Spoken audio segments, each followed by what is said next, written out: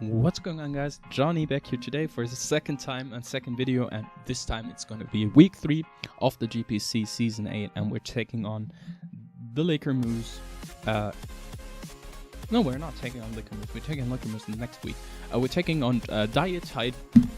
We have taken on DyeItTight this week, and his Middletown Mantines. Now his team is on stream this time, and you can see it's the Tapu Koko, Mega Venusaur, Heatran, Mandibus, Kyurem, which has access to Z-Move, so has the Jellicent, the Persian Alola, which also has access to Z-Move, Licky, Rhydon, Cloyster, Hariyama, and Apom. Now, his team is interesting. It's a very, very fat balanced build. Or not really fat balance, it's just a balanced build. He has like offensive breakers in the form of Tapu Koko, Heatran, Kyurem, the Hariyama. Then he has good solid sweepers in like Cloyster, Calm Mind Koko, and that's honestly all he has for sweeping. Or Rock Polish Rhydon, Double Dance Rhydon, I guess. And he has the fat defensive form of Mega Venusaur, Mandibus, Jellicent, Licky, and yeah. Persian is a nice revenge killer and pivot in general with access to Z Parting Shot as well, but something to note is that his speed gears are interesting. Koko obviously resides at 130, then we have the Mega Venusaur at 80. We have the Mega Venusaur at 80, we have the Heatran at 77 or 78. We have the Mandibus, which is going to be at 80. Kyurem, which is 95, I think. Jellicent, which I don't even know, I think it's around the 65-ish? I don't even know. 65-ish to 70, it doesn't really matter for my prep. 115, the Alolan Persian, which is quite fast. And with the Licky, which has, I guess, 50 speed here, I want to say. Rhydon, which is slow as balls, I think 50 as well. Cloyster, which is interesting because it can obviously Shell Smash up, but I think Cloyster's around the 74 area, 71. Not that sure about Cloyster. Hariyama, which is slow, and then Apom, which I don't care about. So yeah, you can see that he has a ginormous speed gap in between below the Tapu Koko and the Persian, which Persian really is more niche. And then the next thing is the Kyurem, and we have a couple of big threats in that speed tier we can really bring into use. We have the Keldeo, we have the Megalade, we have the Mew, we have the Hydreigon, all of which are in between Tapu Koko and his Kyurem. So yeah, that's kind of an idea I want to focus my team around with. Next up, his defense in Jellicent, in Mandibus, and in Mega Venusaur really can't break my bulk, or even my bulky offense. They don't break Mew. They take hits from Mew, but they don't break Mew. They take hits from Hydreigon, but they don't break Hydreigon. They take hits from Keldeo, but they really don't do much back. And that's the next thing I really want to focus my build here around. Which means that while they take hits from me, they can't do much back, and then the instantaneous thing I'm thinking, I can bring a lot of taunt users because I can just taunt them, prevent them from recovering, and then being able to gradually wear them down over the course of the match. So it's going to be a theme in this team. You can see that I'm bringing a lot of taunt. Now another thing you should notice is that 3 of my most biggest threats here, Gallade, Hydreigon, and Keldeo, are all easily revenge killed by his Tapu Koko. And that's something I wanted to complement here very much, or prevent here pretty much from happening, by bringing my Roserade and my Stunfisk. Both are fantastic answers in combination. There's really nothing Koko can do to beat both of these in combination, and they also allow me to get up hazards versus his team. And with the taunt spam I'm envisioning to bring, I'm going to have a fairly easy time to keep hazards on his side of the field, regarding that his only form of hazard control really is the Mandibus and the Tapu Koko, both defogging. And the Mandibus, again, I can taunt easily, and any turn the Tapu Koko wastes defogging means basically means that it's easier for me to deal with, and that my and it's really not that great of a defog, considering that both of my hazard setters are also my dedicated checks to Tapu Koko. So that is something to keep in mind here, and just some general thoughts on the matchup. Additionally, I feel like the Persian Alola is a quite big threat, like an offensive set with Play Rough and Dark Pulse. I definitely need to make sure that I have ways of dealing with it. Next up, what else want to... yeah, the Cloister. The Cloister, if it gets up to Shell Smash, can be an issue to my team if I don't prep accordingly. So that's why I have to make sure that I have outs versus the Cloister as well, so it's never getting into a situation where it can sweep me.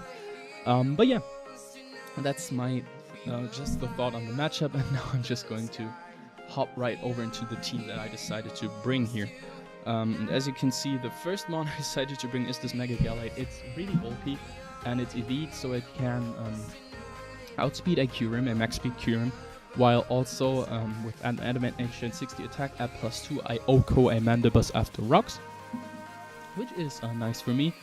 I Oko Mandibus after rocks. I threw the rest in bulk because bulk is generally nice. With close combat and then headbutt, I have perfect coverage for his entire team. So I decided to make my last move Shadow Sneak. I could have learned like Thunder Punch to hit the Jellicent a bit harder, but realistically Shadow Sneak at +2 is worth it to pick off like a weakened Tapu Koko that tries to revenge kill me here, or any of his potential Scarfers. Also might help, it provides me with my first out versus a already Shell Smashed up Cloister. So yeah, that's the Gallade set. It's a formidable breaker for his team. Gallade is such a fantastic balance breaker, just does the same thing here with like his more passive defense. I can easily boost up in front of them and start going to town, but I don't really need the boost anyway. So yeah, that's next up. We have my Mew, which is a bit interesting here. That was not Aura Sphere, that was Taunt. I must have messed it up while clicking through the team once more before the recording. My Mew had Psychic, Vacuum Wave, Taunt, and Roost, and this spread again allowed me to outspeed the Kyurem, guaranteed, because Kyurem otherwise is a pretty big threat if I allow it to outspeed my team. And then I have the Psychic here, which hits his entire team, barring the Heat Ran and the Mandibus, while having Taunt for the Mandibus, it can't really do much back because Foul Play won't do that much to me. And I have a good way of capitalizing on Mandibus, which I'll show you later down the road. And then I opted for Vacuum Wave over the likes of Aura Sphere, just because of Shell Smash Cloister. I didn't want to be in a position where a Cloister potentially gets up the Shell Smash where it is able to sweep, no matter how low my team is, because while I am able to outlast his team, I do envision him to be able to whittle down my team quite effectively, actually. And I just don't want like a late game cleaning Cloister coming in and doing that dirty to me. It's same thing for a late game cleaning like Life Orb, Alolan Persian. Even their Vacuum Wave is a very, very solid check to that, because its special ball, quite frankly, isn't good. So just putting Vacuum Wave on Mew gives me a fantastic out versus all his two most likely cleaning options, apart from the Tapu Koko. And now, as I pointed out, next up is my Spike stacking Roserade, rocking the Sludge Bomb, Synthesis, HP Ground, and now Speed to outspeed the most likely Heat Ran versus my team, while putting the rest into max HP and Spadef to take on the Tapu Koko if it's not rocking Brave Bird, which if it's rocking Brave Bird, I still have my Stunfisk here with the Yachi Berry, so I can take a hit from the Kyurem, potentially Earthquake or Toxic it, or even get up Rocks, and because with Rocks up Kyurem isn't that big of a problem because I can easily force it out. Yachi Berry also helps me deal with a potential Calm Mind Tapu Koko that boosted up in front of my Roserade, and then kind of try to kill it, which is unlikely because Roserade is quite strong, but still.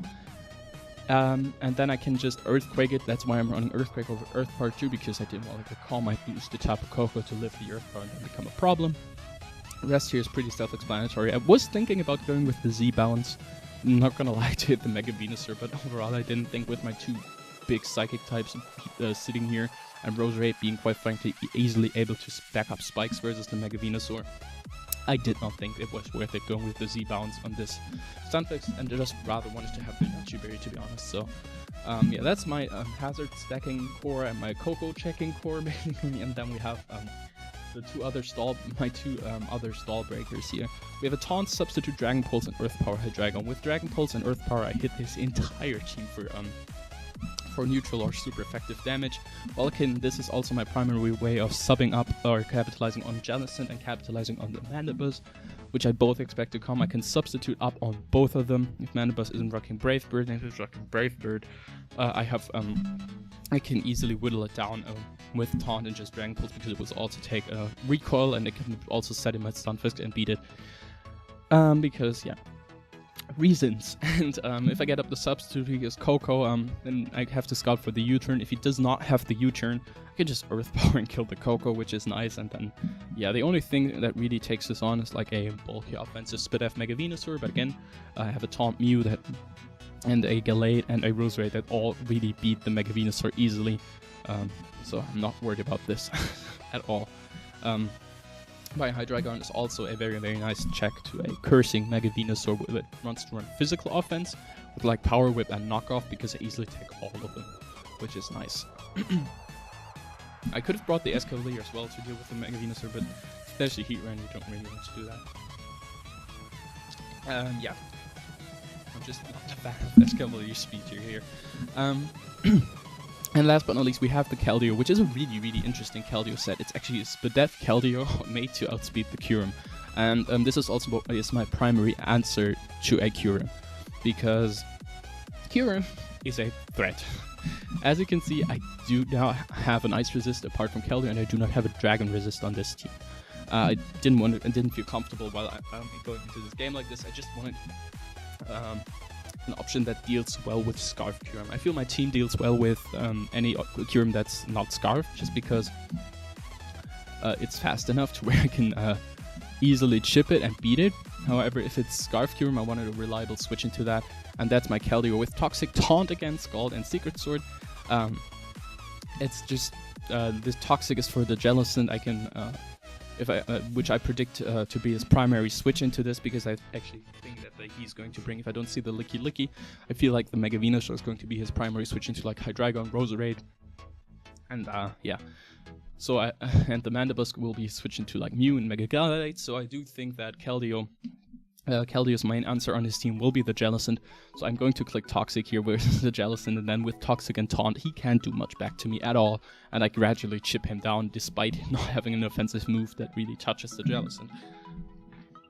It also really wears down the Mandibus on the switch, and the only thing that really takes this on is the Mega Venusaur, and if I can get the burn on that with Scald, that's also really good for me. So yeah. Overall, I think my team is just extremely good here at basically outstalling and outlasting his team while still breaking through. Like, I can easily, at any given time, I can send, if I feel like I'm not winning the longevity war, I can just send him my Gallade and claim a couple kills that way. So I'm not that worried. Like, I envision my team to get down, wearing down fairly easily, but even then, I don't think he has a great opportunity. This prep offers him like any opportunity to clean the late game, no matter how much I let my team get whittled down. The only thing is, like, if I let my Mew go down while his Cloyster is still alive, that might be problematic, or if his Alolan Persian is not alive. But yeah, overall I think I can manage quite well here. So yeah, I'm gonna be over to the match.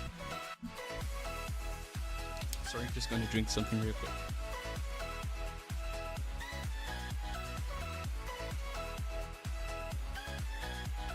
Okay.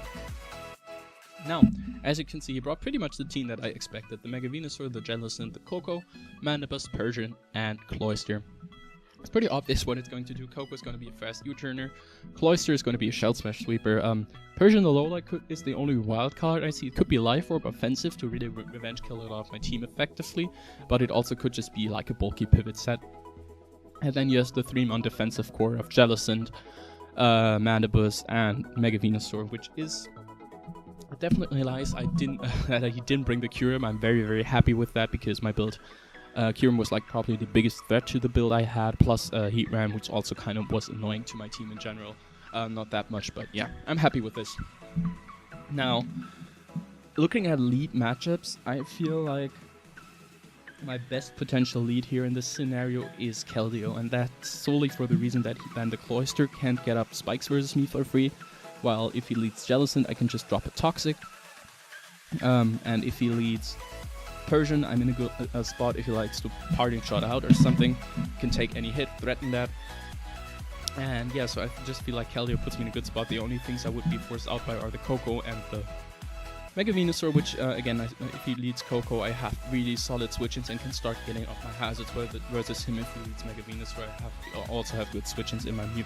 So that's what I'm going to do. I'm going to lead Caldero here, as he does lead the Persian Lord, goes for a fighting shot, and I'm going to click Toxic, because as I said, I expect Jellicent to come in, which is really nice as it does. And now I'm going to click Taunt, because I don't want to get Will-O-Wisp. And then it goes for Shadow Ball, it won't do that much to me. And by turn 2, I'm already in a fantastic spot. And now I double into my Hydreigon, not knowing what his Jellicent's move is going to be. And as he brings in his Venusaur, and he just synthesizes up, probably predicting Draco Meteor and wanting to synthesis off that damage. But I go into my Roserade, because as I mentioned, I wanted to just abuse this Mega Venusaur first by laying up spikes in front of him. So that's just what's going to happen here. As you can see, I take Sludge Bomb very well, and I also have Synthesis, so I'm not worried about this. Plus, I can actually, in between Mew and Roserade, I stall out all of his Sludge Bombs easily. So that's something to keep in mind as well. Now, I'm going to click some Sludge Bombs here myself, just gauging what kind of Mega Venusaur this is, as this looks to be a very, very specially defensive variant of Mega Venusaur to take on my Hydreigon. Which is something, and probably Keldeo too. He reveals the HP Fire here, which makes sense considering that I have the Ice Cavalier. But now I just synthesis up here on the next turn one more time to keep my Roserade at a decent amount of health, and then I think I'm going to be able to switch out into my Mew, as that's exactly what I'm going to do. Now he clicks Sludge Bomb, he does not get the poison luckily, but here I'm just able to click the Psychic. I'm not really fearing anything from the Venusaur. Now he brings on the Mandibuzz, and as I mentioned, I know I can take Foul Play, I know I can take Knockoff, I know I can take Brave Bird. The only things I don't want to happen here are Toxic or Defog. So what I'm going to do to prevent both of these is taunt the Mandibuzz. As I get that play right, he tries to defog the hazards, which I won't allow here. And now I'm going to switch into my Hydreigon, because I have to substitute, and I know that this Mandibuzz most likely won't be able to break my substitute here. And he brings in the Koko, which was expected here. And now I'm going to see if this Koko has U-turn. I make a bit of a misplay here. I should have probably clicked Dragon Pulse, I feel, hindsight, because I should have noticed that, or known that this Koko was going to have U-turn. But I make the safe play and click Earth Power, and as you can see, I'm going to get a bit punished here for that, as he goes into his Mega Venusaur on the Earth Power, and because I didn't click Dragon Pulse, even with the spikes, I'm not able to 2 KO here, whereas Dragon Pulse on the next turn, as you can see, would have done 24, would have been an easy 2 KO on this Mega Venusaur, would have made my life a fair amount easier. But because he's forced to synthesis up here, I'm still able to go into my Mew and double into Hydreigon, because I did not think he would stay in with this Mega Venusaur when we've just seen how well or how much pressure my Hydreigon puts on the entire team, especially with spikes up. So I predict to switch out here. I do not agree with staying in and clicking Sludge Bomb, because if I Psychic here, he's forced to waste another Synthesis, and soon as Mega Venusaur will be entirely useless. So I do think that this was a bit of a misplay on his part. But he goes for Sludge Bomb, and he luckily does not get the poison, but now I'm just going to go back out into my Mew. I really don't lose much, and I am going to play very safe from here on out, because I just took a bit of a risk trying to get a bit further ahead in the game, and he obviously didn't make the play I thought he would, and I don't want to overpredict at all. But now I think I never played him before, but now I think I do have a grasp on him as a player, so I'm just going to make the safe plays from now on out, and hope that, or at least wait. I think there's one more aggressive play I make that does not work out for me, which should be coming up here soon enough. Now I roost up with my Mew on the Mega Venusaur, which is all good and dandy. And now I go into my Hydreigon, predicting him to predict the taunt and going for foul play, which works out very well. And now I click Earth Power, I click Substitute here. And I revealed the taunt before, and he really has no reason to stay in with the Mandibuzz. If I'm able to taunt this, all it gives me is an additional leftovers recovery. So I think he should hard switch here into his Koko or his Mega Venusaur, and I'm just going to click Earth Power because of it. I'm not going to click taunt, god damn it. This happened a while ago, I'm very sorry. Now I'm going to click Dragon Pulse. Yeah, this exchange, he sees that he can't break my sub again, I just recover off a bit. Can click Dragon Pulse again. Now his taunt wears off the next turn, after I sub up again, and then his taunt ends. And here I predict him to go into Koko, because if I taunt again, he basically lost all momentum, or all chances of gaining momentum here, If I taunt again, his Mandibus is going to he is going to have to be able to I'm going to be able to substitute up again, which at the range his team is at, he really can't afford, and that's just I feel like that's my best play here was definitely go for Earth for predicting the hard Coco, but obviously kind of overestimate him here as a player, because like I feel like a good player would have gone hard Coco, because if I substitute up again, my Dragon is basically back at full soon, and he hasn't gone anywhere with this. But he does make the play to click defog, which again, I really do not agree with. Also looking at his team, that this is his only answer to the Mew. I think that was a joke on his part to go for it, and now that I know that, I'm going to, what I mentioned before, I now have to play more safe here, as he goes for the Toxic on the Mew, basically revealing his full set. Now I can taunt the Mega Venusaur, recover off a bit more by firing off a Dragon Pulse right here, just get off a nice 26%, soon forcing the next Synthesis, getting up a bit more leftovers on Hydreigon before then going out into Roserade and just simply resetting my spikes. Like, even though he defogged there, I didn't really care, because I can just reset my spikes without caring here. As Roserade can even set up the spikes on the Mandibus, and I can fish for the Sludge Bomb Poison, which I also get here, so yeah, that's really nice. Now I can just continuously set up spikes up to the point where I know he's going to go for Defog or Roost, and then go into my Hydreigon and bring it in safely. I didn't want to bring my Hydreigon in on the Toxic prediction on his part. But yeah, I'm just going to play a very safe game from here on out. So yeah, prepare for that. It might take a while, but I'm going to play this very safe.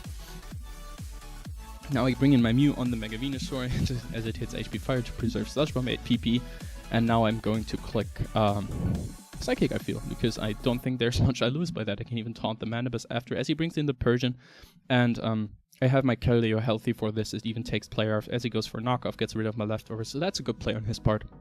But again, just a few more switch-ins from this, and it's in range of Vacuum Wave, so I don't care about that either, pretty much. As he goes into the Jellicent on my taunt, I knew he would go Jellicent or Mega Venusaur, both would take the spikes, and then I had Cording switch-ins, so taunt was my best play here in this scenario. As I now go into Hydreigon, can easily eat the Scald. He does not get the burn, fortunately, and now I'm able to get up another substitute, because he's not able to I actually click Dragon Pulse. Well, it doesn't really matter anyway, as he goes into Cloyster now, and here's that's now where it gets a bit interesting. If he Shell Smashes up here, my play here is 100% Keldeo, and that's because if he just clicks Icicle Spear here, Keldeo takes 2. If he clicks Shell Smash, my Keldeo also takes any +2 hit, can then proceed to Secret Sword it, or even Scald, it doesn't really matter, probably Secret Sword it. And then it's in range of my Mew's Vacuum Wave. So yeah, now I go Keldeo, and this time, because the Jellicent is gone, I also don't need to fear it like getting recovery, although I don't think that would have been a huge problem anyway for my team, well, with how my team is constructed. So now I'm just going to fire off a safe Sacred Sword. It's my best play here, as he switches out the Cloyster, goes into Mandibus. And I know this Mandibus doesn't have Brave Bird by now, so I'm just free to stay in and taunt and keep up my hazards here, which is really solid for me. And now I'm able to fire off a Scald in a second to trade 9%, and now this Mandibus is basically dead. The only thing he can do is like Z Parting Shot with the Persian to get it back later down the road. And now I'm going, he switches in his Tapu Koko on the next Scald, which also puts Koko in range of hazards, which is really nice, because now once I get rocks up with the Stunfisk that is what his Koko switch here allows me to get up Stealth Rocks. I'm in a fantastic spot, because his Z Parting Shot is the only way he can revive his Mandibus, and then this Mandibus has to go for Defog. So yeah, I'm going to get up my Stealth Rock here and basically limiting his options very much, and then go into my Mew on the Mega Venusaur and just firing off a Psychic again, or just recovering up actually. Yeah, on the Mega Venusaur, that somehow decides to stay in. At this point, I don't even know what he's doing, but yeah, he decides to stay in. And yeah, he's definitely not outplaying me here. I'm just making the safe plays all I need, because at this point in the game, there's no, with my Mew having Vacuum Wave, there's no way I'm risking anything here. I have this game in the bag right now. I just need to play it safely, and see where this gets me. He reveals the Giga Drain, which makes this a bit longer, but I could just, again, roost up, and then I proceed, but, oh god, English, and proceed to see what happens next. Now I'm going back into my Roserade because that's basically Roserade's point here, and I can preserve the health on my Mew, which really is more effective as a revenge killer than as a Venusaur right now.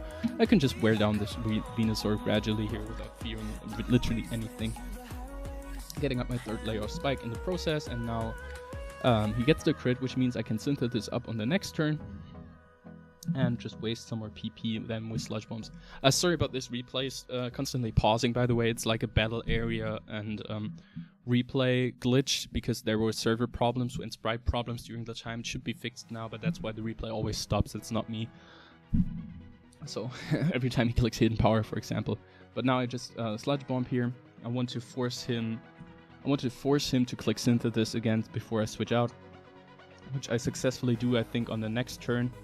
And that's why I'm going to withdraw my Roserade next turn, which, again, easy play for me, because even if Roserade is low, Roserade did its job here, and I easily Synthesis up on the Mandibus, and I even still take a hit from the Persian, probably with my investment. And from the Coco, which dies on switching right now, but so I get 3 turns anyway. And now I'm going to bring in my Gallade and click the Zen Headbutt